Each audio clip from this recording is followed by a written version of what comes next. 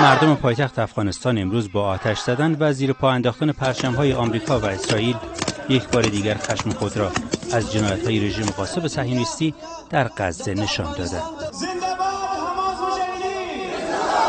امروز فریاد حمایت از غزه در مرکز شهر کابل و در کنار نماد مسجد الاقصی طنین انداز شد.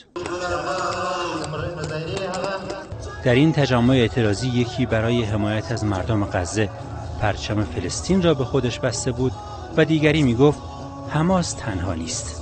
ما به خاطر پرچم به جان خود نشستیم که میخواهیم با مردم مظلوم فلسطین دست همبستگی را نشان بدهیم. هیچ وقت ما حماس تنها نمیمانیم. حماس برادر ماست، از ما هست، ما از حماس هستیم. و جوان دیگر افغانستانی با اندوه به ما گفت مظلومیت مردم غزه خواب را از او رو بوده است. من همیشه با خدای خود دعا میکنم خدای توفیق اینو بدی تا من برم تو غزه با برادرانم اونجا منم شهید شم. مردم شهر کابل در این تجمع اعتراضی اعلام کردند نسل کشی در غزه باید متوقف شود. دقیقاً آنچه که امروز رژیم اسرائیل مرتکب میشوند ژنوساید یا نسل کشی است، چون جنگ عموماً برای خود قاعده و قانون می داشته باشه. معترضان در حالی که آمریکا را حامی اصلی اسرائیل و باعث ادامه کشتار مردم غزه اعلام کردند، پیامی هم برای برخی سران عرب داشتند. چرا امروز از خواب غفلت بیدار نمیشوید؟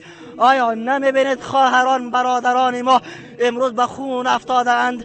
آیا نمیبینید اون کودکان معصوم چه گناه دارند؟ به یاد کودکان مظلوم غزه، کودکان افغانستان هم با پیامی به این تجمع اعتراضی آمده بودند. هر مادری سر جنازه طفل خود نشسته و گریه میکنه. آیا اگر طفل خودتان میبود همه‌تون بیچرت نشستید؟ در گوشه ای نشینید. ما کسایی هستیم که باید غزه را نجات بدیم. توقف فوری حملات وحشیانه اسرائیل، آتش بس دائمی در غزه و محاکمه سران جنایتکار رژیم صهیونیستی از جمله خواستهای مردم افغانستان در این تجمع بود. مردم افغانستان در این تجمع همچنین بر رساندن کمک‌های بشردوستانه به مردم غزه به صورت فوری و بدون قید شرط تاکید کردند. بهنام یزدانی، خبرگزاری صدا و سیما، کابل.